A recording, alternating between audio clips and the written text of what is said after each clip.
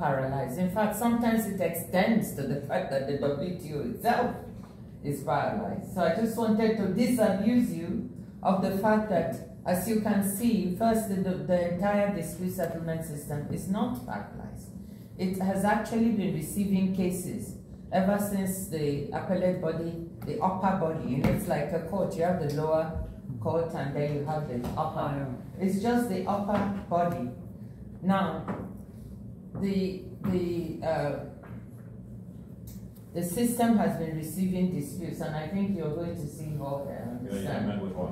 They must have given you numbers of the number of disputes since 2019. There have been quite a few, 40-something, if I recall. You have the numbers, and right now in front of them, they have about 15 disputes.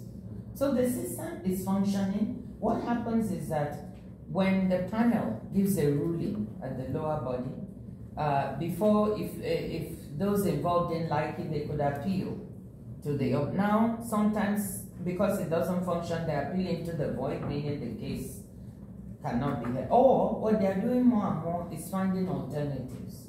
We have this multi-party interim arrangement, arbitration arrangement that was started by the EU and others, and now has 50-something countries who belong to it. You can go there for an arbitration.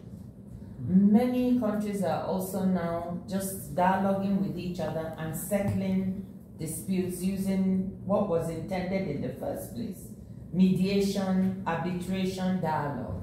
So the system is working. And I just wanted to make sure that information is carried. But, obviously the appellate body is still hobbled. And perhaps we look for ways on how to reform that. But the idea that disputes are not ongoing here is not correct. Even in the most recent cases, you see that some of those, China, India, Canada, they've brought the disputes and asked for consultations, and Brazil. Just what is working? Somewhere this myth has been created, the system is paralyzed, even the organization is paralyzed. Some go as far as that because they're equating the dispute settlement system to the entire WTO. Luckily not in too many countries, but some. And then secondly, even the system they say is not functioning is working. But we obviously need to include it as part of the reform because many members care about the appellate body. So the issue is, how do we reform that second tier? What could be the options?